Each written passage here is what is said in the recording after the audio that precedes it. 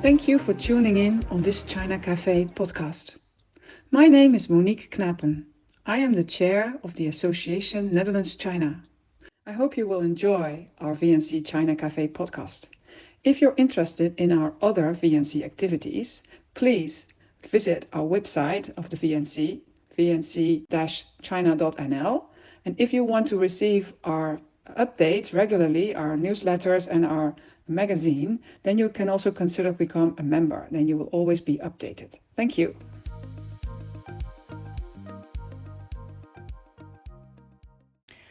Well, good evening everyone and a warm welcome to this China Café here in Utrecht. My name is Lianne Baai. I'm a board member of the Netherlands-China Association, the VNC, and I'm honored to host you tonight. At the VNC, we are committed to fostering the exchange of knowledge and experiences between the Netherlands and China. And this topic, corporate social responsibility, is, I think, a perfect example of why this matters so much. Corporate social responsibility in China is more relevant than ever. Companies are facing stricter environmental rules, increasing attention to labor rights, and the rise of ESG reporting is growing. But how this plays out in practice can look very different from what we are used to in Europe. And I think it's exactly this tension that makes tonight's discussion so timely and so important. Which is why I'm very delighted to welcome our guest speaker, Valérie Hoeks. As a strategic advisor and founder of China Inroads, Valérie has been guiding European companies in China for over 20 years. She knows better than anyone, I think, the challenges and opportunities that arise at the crossroads of European and Chinese approaches towards CSR. I warmly welcome and invite you to listen, to ask questions, and share your own experiences. Let's make this an inspiring and interactive evening together.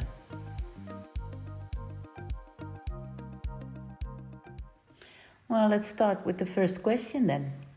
How would you define corporate social responsibility in the Chinese context?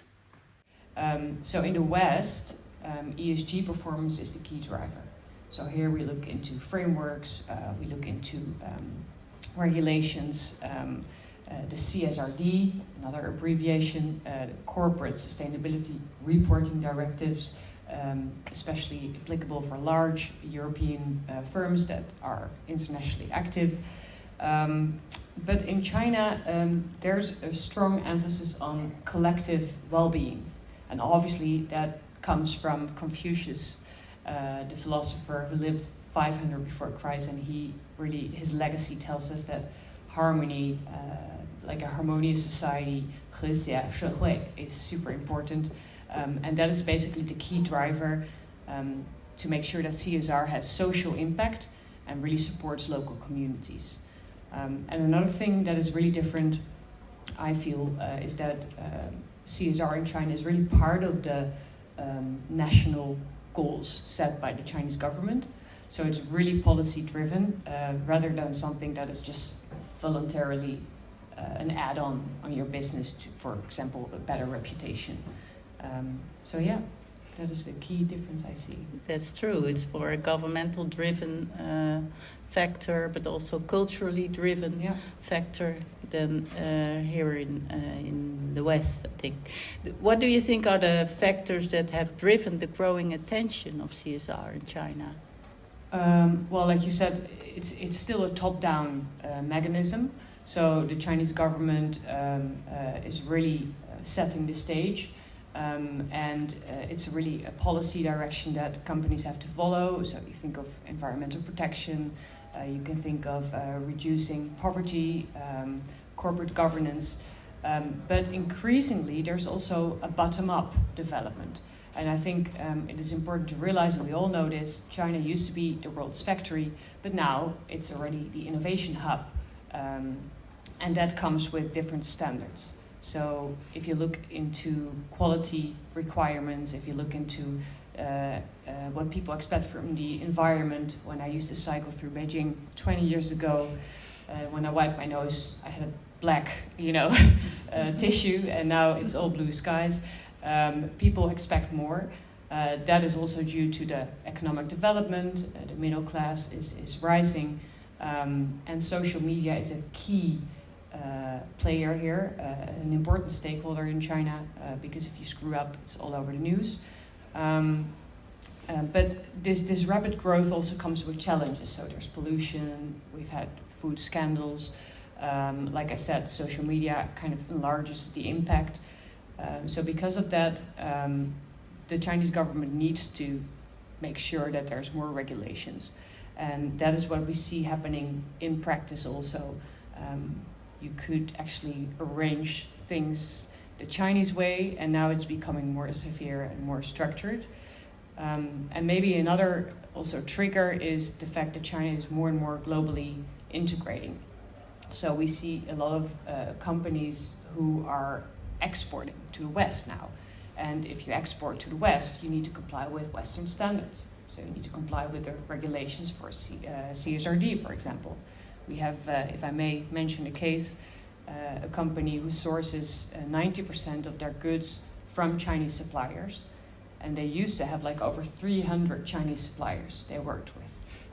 Over 300. And now, because of CSRD, they're in the phase of downsizing that number and selecting the top 10, who will become more like strategic partners. Also, to make sure that they comply with the standards so they can actually be transparent about their supply chain and make sure that everything is in order. So only those who can actually keep up with that requirement can export. And that's a movement we see happening. And right it's now. a drive for other companies then also to follow their lead, actually. Yeah, true. Yeah, so it can be a spin-off as well. Yeah, but it's not for everyone. So a lot of companies have, for example, still a lot of local market sales. And when only 10% goes abroad, it requires a lot of investment, right? Mm-hmm. So they will choose not to comply, and others see a future there, and they're more in the lead in this development. So you would say the drive for the growing attention is the innovation force that China is facing now, and also the willingness to comply to standards that are set by the government itself. Yes, and the goals, the national goals of China are on innovation. Yeah. They are on, climate. They are on green technology, and so it goes hand in hand. So CSR in China is really a strategic necessity. You need to be compliant with the goals set by the government, and if you do that well, then you can become very successful. So that's how Chinese companies work, right? It's a policy-driven market, so they follow the policies. And CSR, and we can deep dive into what actually happens in the local market, but CSR is really a tool also for the Chinese government to mobilize companies to support this development. Mm-hmm. If we look in more detail into the drivers of CSR and compare them to our drivers, I think in China, you just mentioned it's innovation force and governmental policy, maybe also economic growth. That's Yes. That's the result of. Yes, true. But for us, we have more social pressure and bottom up drivers. I think the need for transparency and the accountability.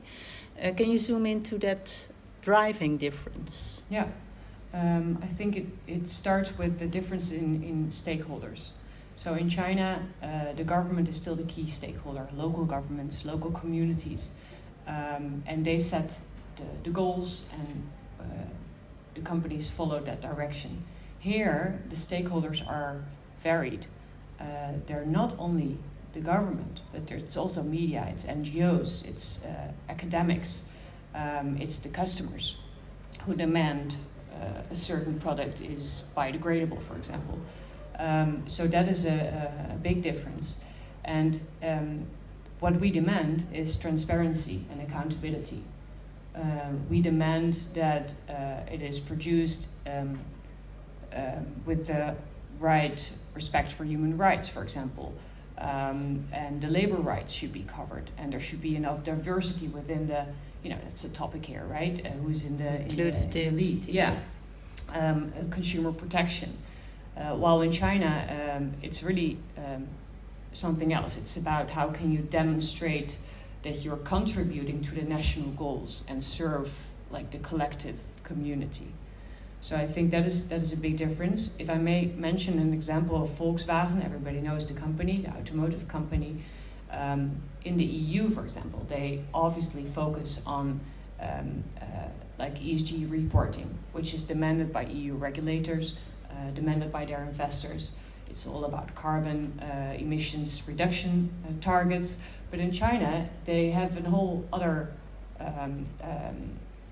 direction. They focus on visible project-based projects. So they have, for example, the road safety education campaign, and they invest together with local governments into to teach local communities about road safety, which is again in line with what the government wants.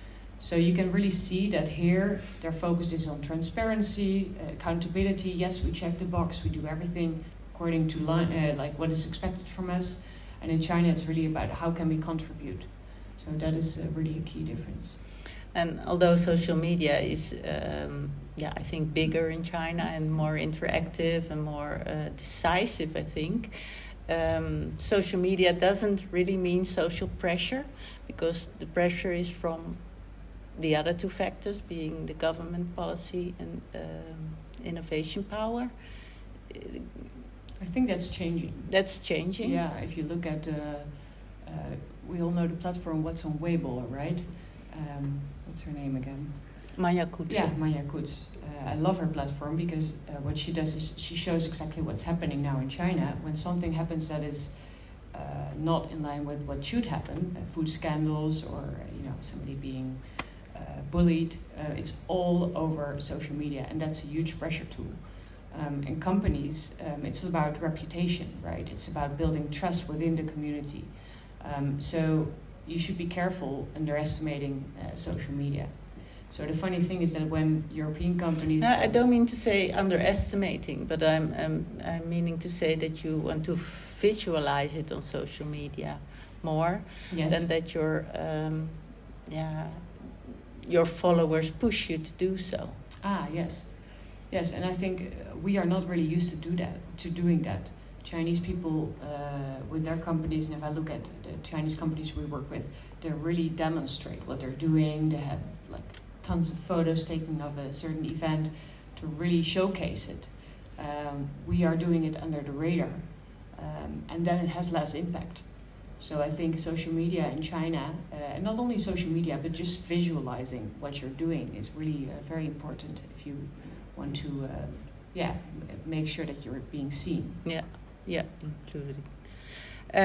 What would be the common misunderstandings when European companies try to translate the CSR policies that they're having for their home market and then need to implement it in China? What would be the common mistakes, maybe? Or there are many. We experience many. I will try to give an actual case for each one. I think we sometimes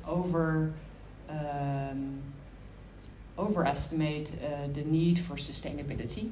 Sometimes we come up with, now I'm working on a project, for example, it's a Dutch company who developed a product together with Bayer Crop Science, and they have an eco-friendly way of cleaning fertilizer machinery, because if they don't, the fertilizer goes into the groundwater, which is bad for the environment. But who needs to do the investment? That's the local farmer. And the local farmer will only do that investment when he should do, because of the local regulations. But as long as the local regulations are not there, they won't do it. So there was basically no business case for this company. So it's super important to understand, and we see that often we come with super high quality solutions, but it's not matching reality. Not matching reality. So there is a mismatch.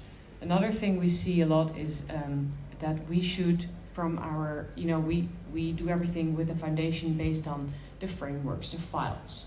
The company I told you about, who goes from 300 suppliers back to 10, they let all their suppliers fill out a form with data on emissions, with data on how many tons, steel, whatever they use it. Nobody wants to fill out those forms, and if they do, you don't know if it's true. So it's so unpractical. It's not very Chinese, because Chinese people don't like to fill out those forms. They want to see like actual impact. I see people laughing here. You must recognize this frustration because at the headquarters they're getting like, why don't they cooperate? Well, they don't understand the need for doing this.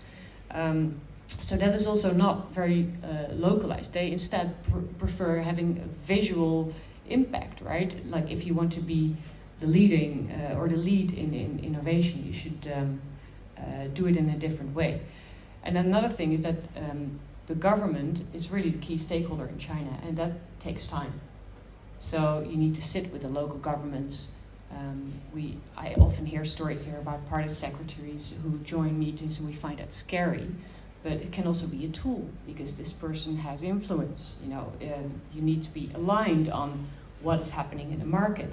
And then what I often see, because I'm always in the middle between the headquarters here and the local team, is that the headquarters find the local team inefficient.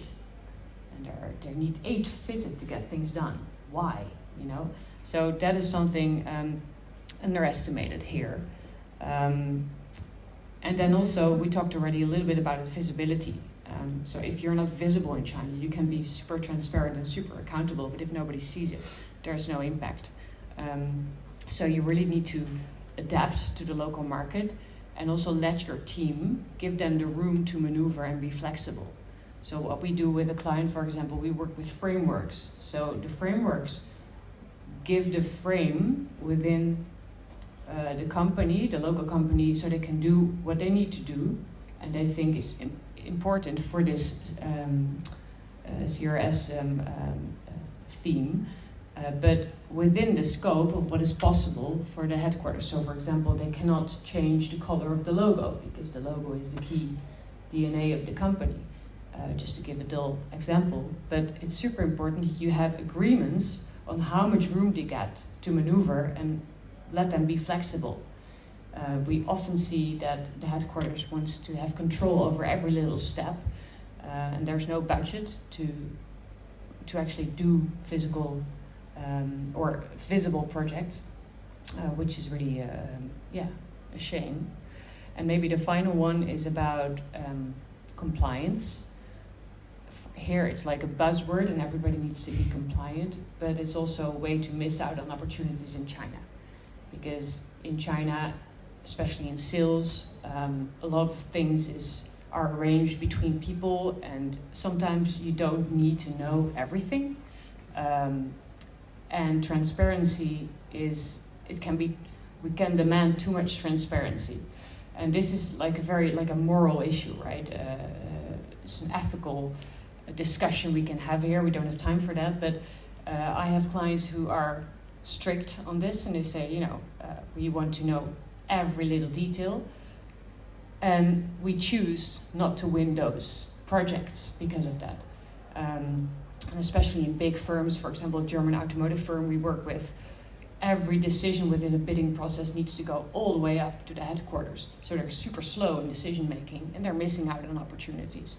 So this is also a topic you should realize and be aware of. But this reality that you're giving us now is actually for doing business in China as a whole, I would think. Giving freedom of movement in their own reality. Not just giving theories or regulations, but show them the practice and the impact that they can make. Is it for CSR specific, maybe different, that or more, that you don't see in the bigger scope of doing business in China? Yeah, I think CSR in China is really part of your core strategy. It also adds on to your competitiveness, because other companies are super visible in the market. They have local projects. For example, Tencent has Bring AI to Countryside project, where they, help local communities to develop and educate local rural people about AI applications. These kind of things are part of their, you could say, marketing, you could say business development tool, but it also belongs to CSR because it's in line with the government policy. So we see it, and I think your question is already answering the issue, we see it as an add-on. We see it as something separate from our core business. And in China, CSR is part of it. It's part of the very central, the why question of each company. It's more integrated than It's more integrated. Here. Yeah. Okay, that makes things even more difficult, maybe. Yes, as long as you, and that is something our team also works on continuously, as long as you gain insight in those developments in the specific industry, and you make sure that you proactively are aware of what changes are upcoming, because a lot of changes, like you already mentioned in the introduction, they are upcoming, then you should not be surprised. So we've had situations, for example, where a Dutch company got steel from a Chinese supplier, steel products. And of course, that steel, production of steel is very polluting. So now we see that actual factories are relocating to other parts of China or even outside of China. And at some point, if you source 90% of your steel products from this particular factory and suddenly this factory has to close down because they got a visit from the local government, well, then that's the end. So you need to proactively gain insight. You need to make sure that you're aligned with your local partners and that that you ask them the right questions and that you know that they know and that they involve you in their plans to stay compliant. Yeah, really stay in touch with the local reality again. Yeah. If you give companies this wide framework in which they can implement the CSR policy, that maybe creates creativity in a sense, so maybe new ideas of how to implement CSR. So are there aspects where Chinese or European companies can learn from the Chinese because they have maybe more room to move? Yes, I think we can definitely learn from the Chinese, increasingly learn from the Chinese in a wider sense. Wider sense as well. For this one especially, I think what we just touched upon was about how we look at CSR as a cost thing. It's kind of annoying that it's there and we just have to do it. While in China, it's a visible project-based approach, which is integrated. It also brings a different result, because if it's just regulations, and you all know what I mean when I say, websites talk about how, you develop talent and you want to do good for the environment, it feels a little bit like the box ticking, like, okay, I've been there, done that. But in China, it's more tangible, and there's actual result of people who are involved in the local communities. So I think in that sense, we could learn from the Chinese, because it's just more real. Do you have examples, maybe? I think, if we look at Huawei, for example, Huawei here in the Netherlands, they started with doing just that, becoming, it's maybe not a good example, but they came to the Netherlands and because of all the issues around like security of 5G, they really had a hard time gaining trust from their stakeholders here, right? And they focused just on that, visible, project-based, PR. That's how we perceived it, because there was no actual proof that what academics wrote, that there's a security issue. They couldn't really prove that they were wrong. So they did it the Chinese way, but they kind of underestimated that here in the Netherlands, it's not only the government, it's media, it's NGOs, it's academics. So eventually they started talking to them, which is much more effective. So I think the Chinese, who come here, for example, also BYD, they also poured a lot of money into a fund for education to help scientists with scholarships to develop renewable energy technologies. It benefits both, right? It benefits BYD themselves and it benefits the local society. So in that sense, I think, I don't know many examples, honestly, of Dutch companies who do have this this well. successful programs. Yeah. We had a company visit at Huawei 2 months ago, 6 weeks ago, and they really showed this talent program, and it's really sophisticated. Yeah, that's true. But we can learn more from China. Please. If I can, another thing, and on CSR level, on CSR level, I think with CSR also what China manages to do is to really quickly respond to the developments, right? So if you look at what happened with COVID, the companies were very rapidly mobilized. A French pharmaceutical company, for example, locally in China, they were stepping up to help with all kinds of medicine that were necessary in that period of time. Here we see a lot of much slower discussions ongoing before we reach alignment. So because it's top down, the speed in China is much higher. And the fact that innovation and reaching the growth, the economic development, through CSR, you can also gain more competitiveness. I mentioned that before. And I think that is something, I really think that's the essence. So if we start seeing CSR, the Chinese way, as part of our business, it can help us to be more competitive in the field. And grow. But also gain more visibility, align more with your stakeholders, get closer with local governments. In China especially, that is super necessary. And sometimes we act very independently, and local governments are not aware of what it is we're doing. No. And now that you've described these two ways of tackling CSR, here in the Netherlands through transparency and accountability, and in China being visible and really making sure you adapt to the policies, but also integrate it, as I understand, in your company policy as a whole. You still have this situation that there's a Dutch head office and a Chinese subsidiary, and the Dutch head office needs to be happy too.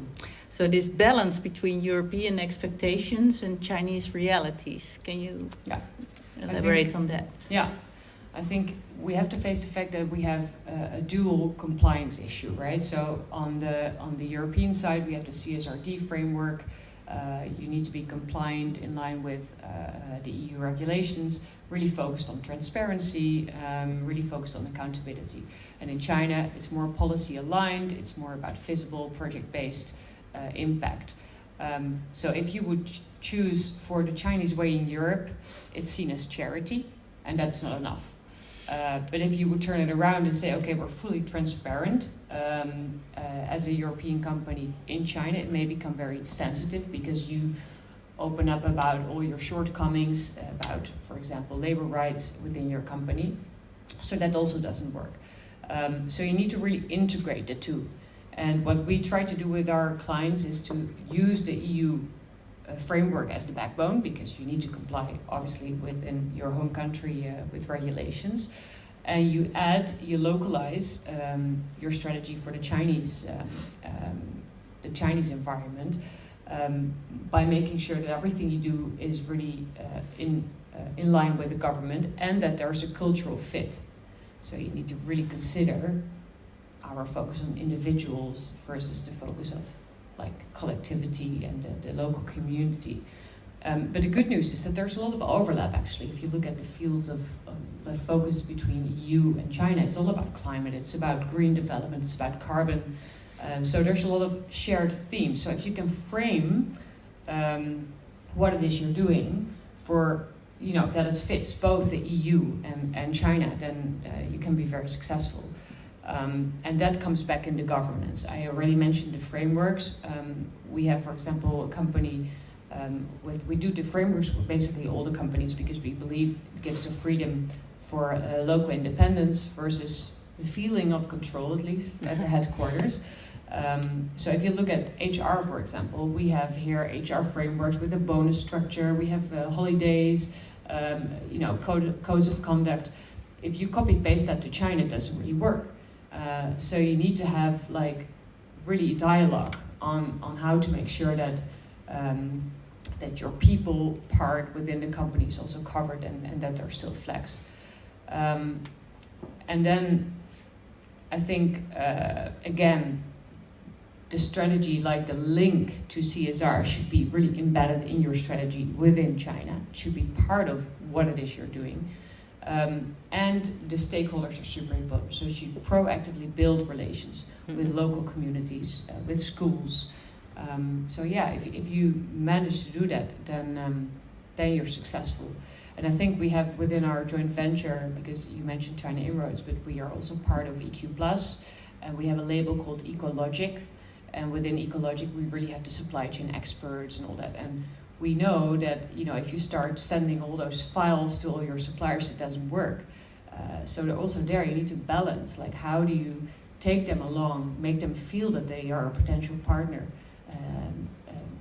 It's like a business discussion on how to co-invest so that they can comply with the regulations and also build opportunities for them for the future, right? Because they can grow markets outside of China. So yeah, it's not really one answer to your question because it's a very wide topic. Yeah, it's complex. Yeah. But if you work in this framework way of working, does it happen that you need to limit your framework? Yes, there's always red lines, and sometimes there's tough discussions, especially about marketing, for example. If now we have a client this week, they're on a fair in China, and everything is designed and developed by the headquarters. But the local, and all the Chinese people here notice, the local way of visibility is so different from what we're used to. They love 1,000 colors in one page. You know, they love a lot of text and pictures, which is, in the eyes of the designer at the headquarters, totally a no-go. So you need to kind of like find the middle ground there. And that's why we always set up the China Task Force. And there you have the right people communicating, and that's a regular exchange. It's actually an open door. It's all about communication, but you need to structure it. And then you always find ways to come to a solution. And yeah, the more authority you can give the local team, the more responsible they will feel. And if they're guided in a proper way, then it's really then possible. they really feel involved. Yeah. And then, so for transparency, sometimes the framework needs to be limited, maybe. But for accountability, you cannot limit that, I think, as a Chinese a Dutch headquarter. Well, it depends on how you organize your governance. You have situations where the headquarter has somebody within the board, for example, who's the legal representative, who is personally accountable. But in that case, you want to make sure that this person is in the know of every detail, because he's responsible, and every time he steps on the plane, he wants to know that nothing is happening. He wouldn't want to be happening. But in most cases, we make the local staff legal representative, so responsible, because they are on top of it. Then they also have the responsibility. They take it because they feel responsible. But there's financial frameworks where you can think of how much room do they get to maneuver. When do they if you have for every fapiao, for every invoice, you need to get a stamp from a third party. You make it very complex and very slow. So there's always a middle ground there. You need to look for that. But I think accountability can be organized through those governance systems. Yeah, and I think that headquarters needs to be involved at a very high level also, in order to understand the reality in China and the framework that is set to them. Yeah. But that's why we also have exchange. We call the knowledge exchange sessions, because I think increasingly the Chinese team can inspire the headquarters. So a lot is happening within the market. I know many people here from different industries, the agriculture, in China, our competitiveness is decreasing. So what is happening in China, we can learn from them by listening to them. And that is rarely happening in the Dutch headquarters, because we always think that we are the ones who need to tell them what to do. So we try to kind of level that through those exchange sessions, and that's how also you kind of embed this whole framework, governance system into the organization. Yeah, and you cannot just stick to the CSR department. You really have to level up. Yeah. Maybe it's not just a legal council who needs to be involved. It's really about strategy. Yeah, because it's such an integrated topic. Yeah. Okay. You've mentioned already a few, but could you give one concrete example of a European company that has been successfully implemented CSR in China? Maybe through your coaching. Through my coaching? Coaching or your work? Yes. I think, like what we do, we integrate it in everything we do. So we make sure that we have a policy monitor, that's how we call it, to make sure that they're aligned, right? So most of our clients use that because they want to be on top of it. I think one very famous company that we all know is Philips. Philips really has a global backbone of like sustainability, health, innovation, ESG transparency, and that is the EU side. But they also have a very localized, I mean, Philips has been there for ages, they have a localized strategy really in line with the Healthy China 2030, which is obviously one of the big China goals, and they really invest in local R&D projects. They are really working on expansion of healthcare throughout rural areas, mobility of healthcare. They give trainings, and the reason why it works is that they really balance the both together. And I think that is really important. And they also build government ties. So when you have strong government ties, obviously you get things done.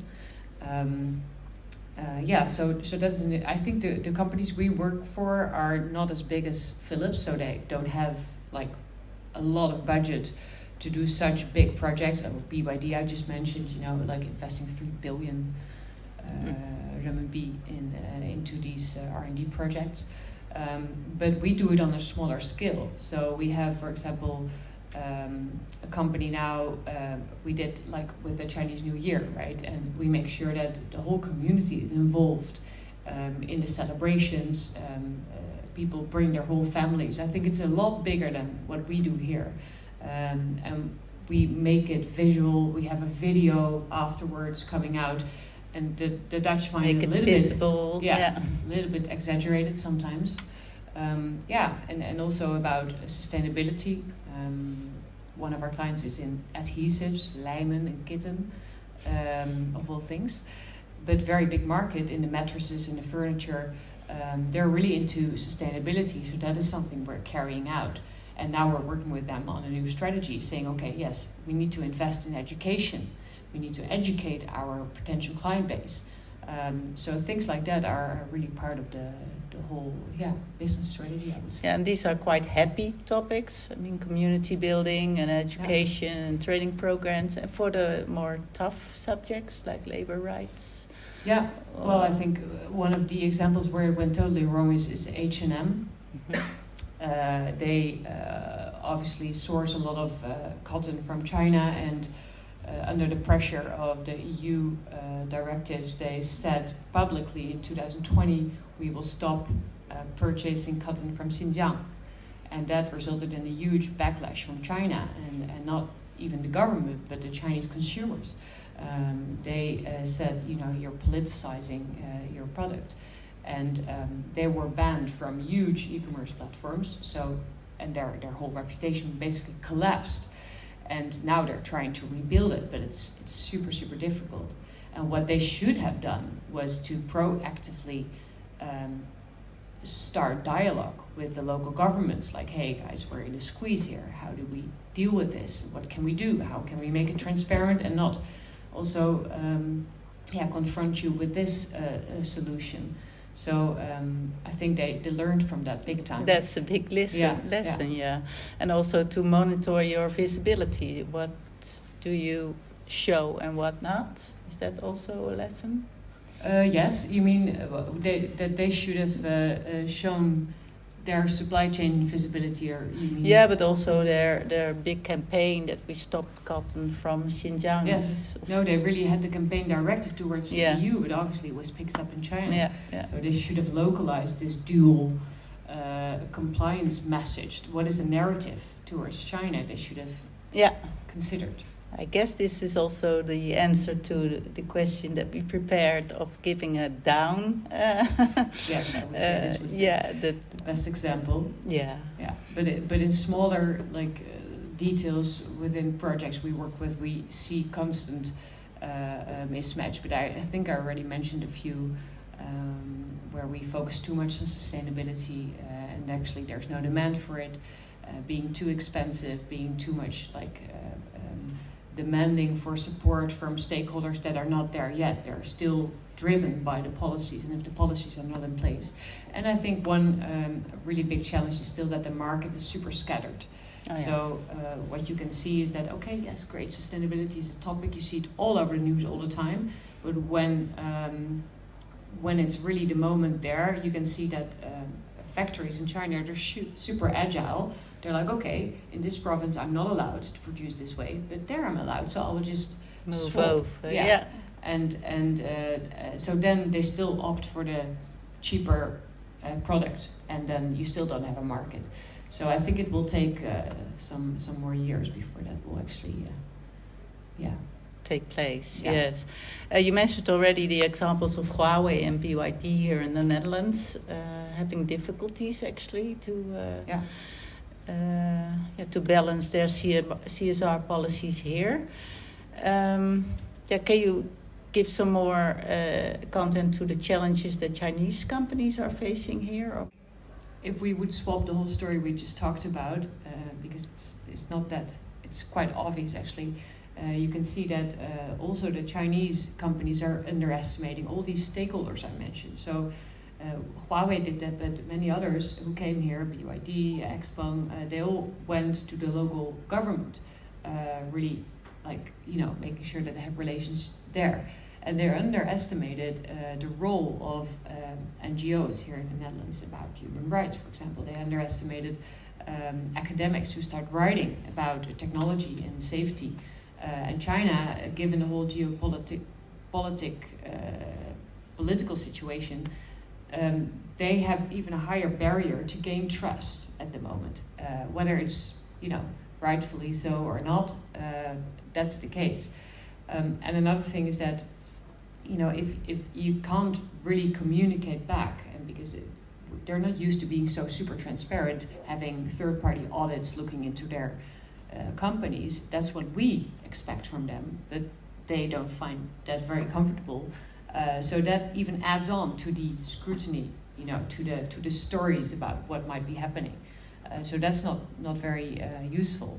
So I would say there is really a gap on values, because we really focus on human rights, diversity, freedom of information, stuff like that. And I think many Chinese companies are unprepared for how to deal with that.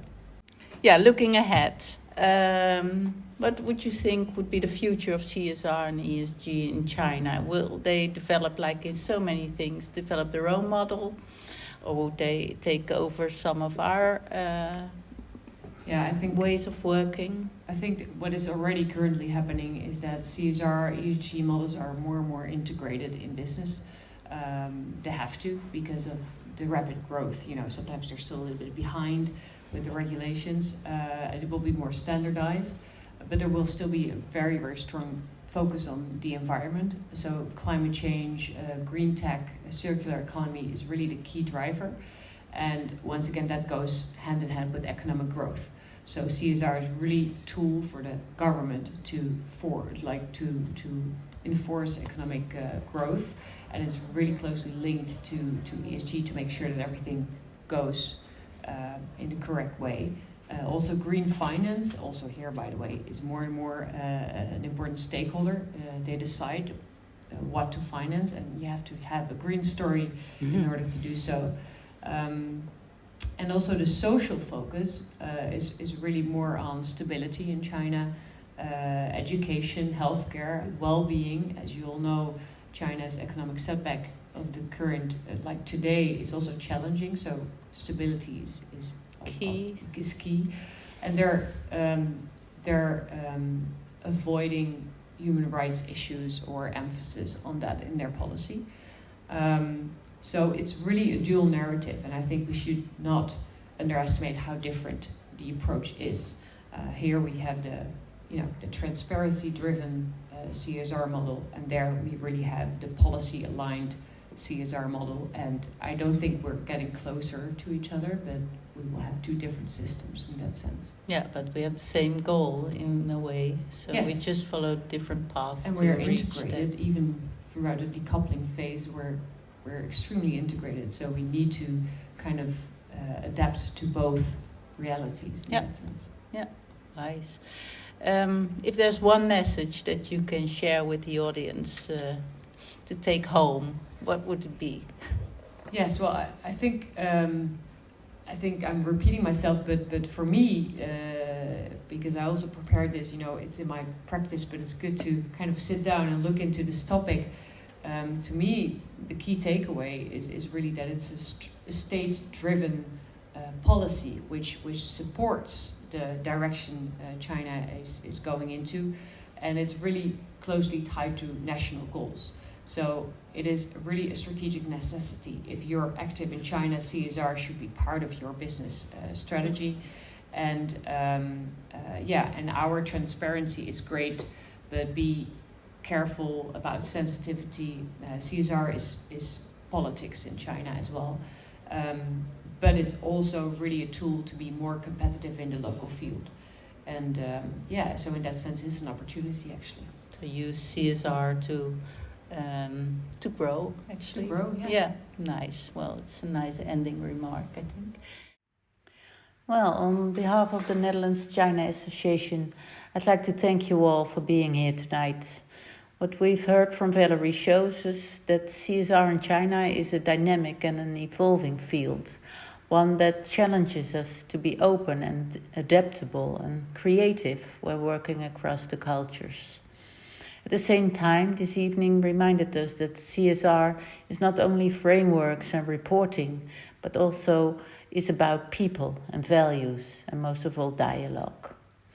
Thank you very much, Valérie, for your inspiring contribution, and thank you all for your active participation.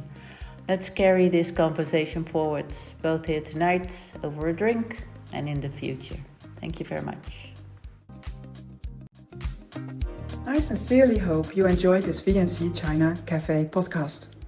If you are interested in future VNC activities and would like to stay updated about future China cafes, please go to our website vnc-china.nl to become a member or just find out what's going on.